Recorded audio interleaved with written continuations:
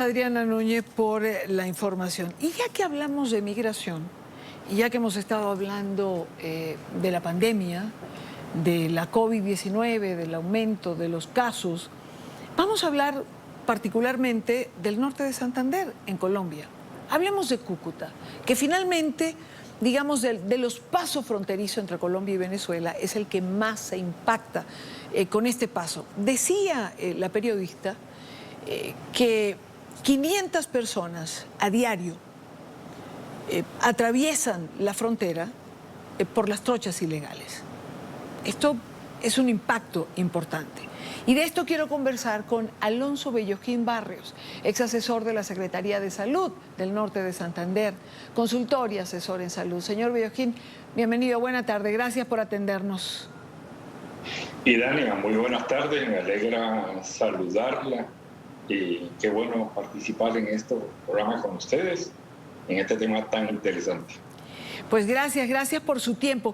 Me gustaría comenzar preguntándole cuál es la situación en relación a la COVID al norte de Santander, en Cúcuta particularmente, porque hemos venido leyendo en el transcurso de los últimos días que se han venido presentando problemas en relación a la situación de los hospitales. En este momento, ¿cuál es la situación? Y Dania, la situación es bastante preocupante. La verdad es que hay dos fenómenos juntos. Uno, por un lado, en la ciudad de Cúcuta, el problema COVID ha venido incrementándose el número de casos sustancialmente. O sea, no hemos entrado en una fase de meseta, no hemos entrado en una fase de crecimiento ni de decrecimiento, sino al contrario, estamos exponencialmente creciendo el número de casos. Pero quizás lo que más preocupa es el porcentaje o la tasa de mortalidad. O sea, nosotros somos un departamento norte de Santander de 1,5 millones de habitantes, con una ciudad de Cúcuta de 700,000 habitantes más o menos, pero tenemos la mitad de fallecidos de Bogotá, que tiene 4 millones. Entonces, imagínense, eso es bastante preocupante. Hay un componente de esa cifra que corresponde al problema local, o sea, un problema del manejo de la patología a nivel local y indudablemente sumado el factor migratorio. Podríamos decir que, por ejemplo, en el caso del hospital departamental, que es el que más unidades de cuidados intensivos tiene, el que más cama tiene, podríamos decir que el 30% de los pacientes son venezolanos. Y no todos corresponden a COVID. Muchos corresponden a COVID también, pero mucha patología general también es de un porcentaje grande de venezolanos, los cuales no llegan a un estado crítico, entonces son pacientes que le quieren una atención. Claro. Y ahí es donde justo le iba a preguntar, doctor Belloquín, ¿qué impacto tenía la migración venezolana en esta circunstancia? Porque evidentemente cuando uno piensa en 500 personas que cotidianamente están atravesando a través de los pasos ilegales, pues es un impacto que no podemos obviar.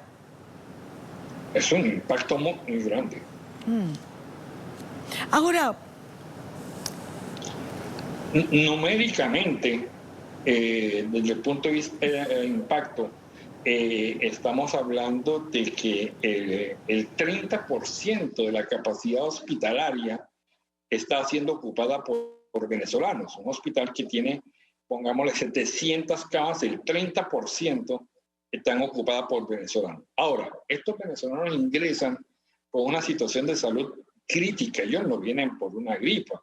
Además, ellos no vienen para una consulta general porque hay unas ONGs y hay unos puestos en el estado de la frontera que atienden la atención primaria, o sea, la atención sencilla. Cuando llega el paciente, llega al hospital de Las Momeos, es porque requiere un proceso de atención bastante complejo. De acuerdo a lo establecido a nivel gubernamental, la atención de venezolanos se limita a la atención inicial de urgencias. O sea, el paciente que viene crítico y se le da un remedio, se le estabiliza su cuadro clínico y se devuelve para Venezuela. Pero resulta que están llegando a un estado bastante complejo. Estos pacientes venezolanos están inclusive en algunos casos estableciendo tutelas, las cuales salen a favor de ellos. Entonces imagínense una urgencia que está saturada, con el caso del Hospital Erasmo Meos, que es el público, el que atiende venezolanos, los privados no atienden venezolanos, el público que atiende venezolanos está saturada la urgencia en un 150%. Entonces, eso es impresionante, tanto en patología general como en COVID. Pero indudablemente dentro de la patología general, lo que se está viendo mucho es la atención del parto. Y esto es consecuencia, y los mismos pacientes lo dicen, es el déficit del nivel de atención que hay del otro lado de la frontera. Claro, evidentemente. Ahora, doctor, así como tiene el porcentaje, 30%, digamos, de la ocupación de este hospital, digamos, la ejercen o la ocupan los venezolanos, en este ¿tendría el porcentaje a nivel de patologías? Es decir, ¿es más alto el porcentaje de COVID o de otras patologías? En todas equivale más o menos al 30%. O sea, de los pacientes COVID que tiene el hospital en su sala de expansión, que ellos tuvieron que ampliar su número de camas, también se aplica más o menos el mismo porcentaje. Donde el porcentaje es mayor es en la atención del parto. O sea, de todos los partos que atiende el hospital, el 82% son venezolanos.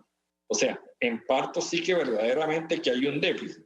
Ahora, el problema es que no se puede proyectar cifras ni se puede programar nada, porque estos pacientes están entrando no por la vía formal. Entonces no tenemos una estadística, no tenemos una forma de cómo hacer una prevención, porque no sabemos, estos pacientes están entrando con un proceso que es contrario a lo normal, que es la referencia y contrarreferencia. O sea, lo ideal sería que estas pacientes embarazadas, por ejemplo, ingresaran y tuvieran por lo menos una historia clínica para ver cómo fue el curso del embarazo, pero no, llegan, es complicada al embarazo y no van a terminar en un parto normal. Por lo general van a terminar en un parto distóxico, o sea, un parto anormal, que lo más probable es que termine con una cesárea y bueno, todo eso son los costos.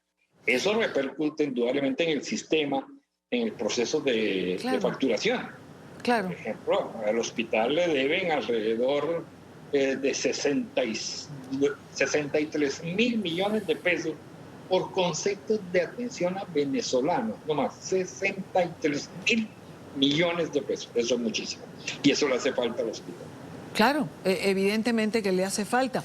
Y a nivel de infraestructura, es decir, cuentan solo para digamos, atender este impacto de la migración, ¿cuentan solo con este hospital?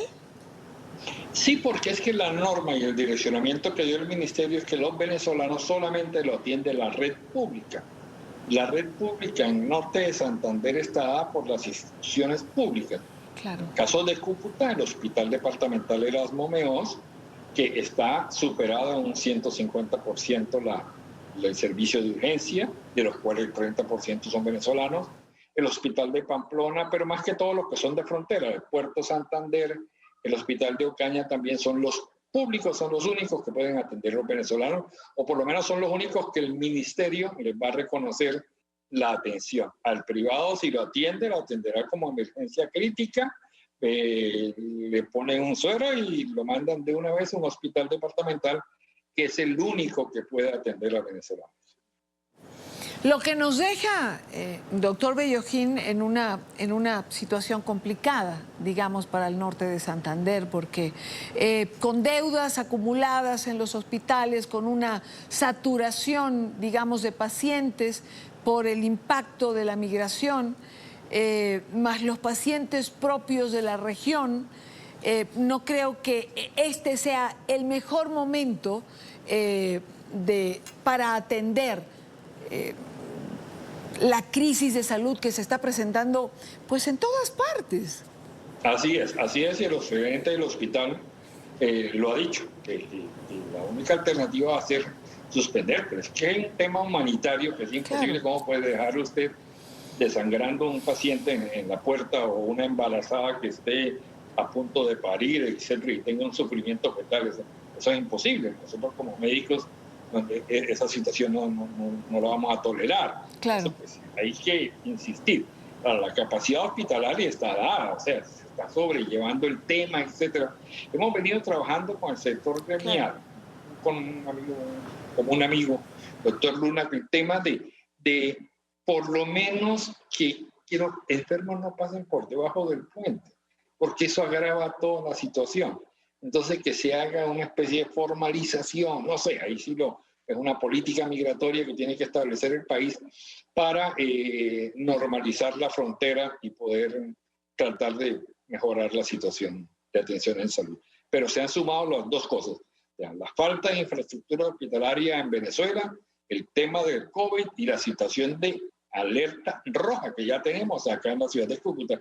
Inclusive yo llamé mucho la atención para despertar la alerta roja, porque ya las UCI, por ejemplo, hoy está 100% saturadas, todas las unidades de cuidado intensivo están llenas, los pacientes hay que estarlos remitiendo a otras ciudades y bueno, el tema está ya casi que pidiendo toque de queda. Así es, le agradezco mucho, doctor Bellojín, muchísimas gracias por atendernos, gracias por poner este tema sobre la mesa. Al día de hoy las UCIs están completamente llenas y los pacientes remitidos a otras ciudades. Esa es la realidad, lamentablemente, el efecto de lo que en Venezuela ocurre y que repercute evidentemente en Colombia. Gracias por estar con nosotros. Con mucho gusto, me agrada conocerle, Dania. Muchas bendiciones. Gracias, igual para usted.